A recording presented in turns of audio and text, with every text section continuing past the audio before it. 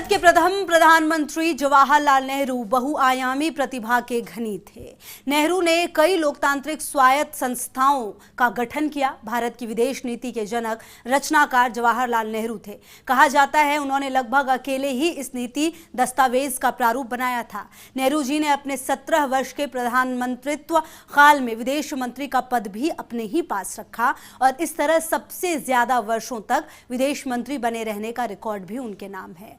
1956 में नेहरू अमेरिका की यात्रा पर गए थे। इस वीडियो में आप देख सकते हैं तत्कालीन अमेरिकी उपराष्ट्रपति रिचर्ड निक्सन नेहरू और उनकी पुत्री इंदिरा गांधी का एयरपोर्ट पर स्वागत कर रहे हैं। तो वहीं तत्कालीन राष्ट्रपति डी आइजनहावर व्हाइट हाउस में नेहरू की गर्मजोशी से अगवानी कर रहे हैं।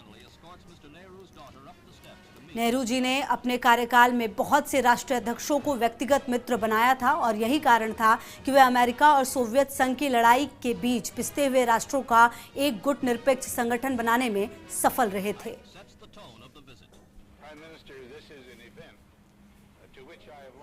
तो आधुनिक भारत के निर्माता जवाहरलाल नेहरू, जिन्होंने अपनी प्रतिभा से भारत को कई ऐसी चीजें दी जिसकी वजह से आज भी भारत लगातार नए आयाम लिख रहा है।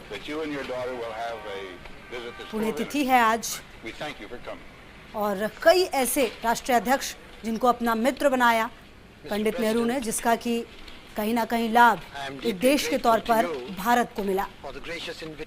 देश की प्रगति के लिए कहा जाता है खास पथ प्रदर्शक, पहले प्रधानमंत्री रहे, लंबे समय तक प्रधानमंत्री रहे और कहीं ना कहीं इस पूरे कार्यकाल में देश को एक नई ऊंचाइयों पर ले गए, क्योंकि चुनौतियां उस वक्त सबसे ज्यादा थी बतौर प्रधानमंत्री, क्योंकि देश आजाद हुआ था।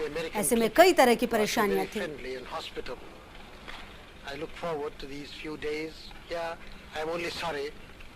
तो नेहरू जी ने अपने 17 वर्ष के प्रधानमंत्रित्व काल में विदेश मंत्री का पद भी अपने पास रखा था और इस तरह सबसे ज्यादा वर्षों तक विदेश मंत्री बने रहने का रिकॉर्ड भी उनके नाम है। 1956 में नेहरू अमेरिकी यात्रा पर गए थे।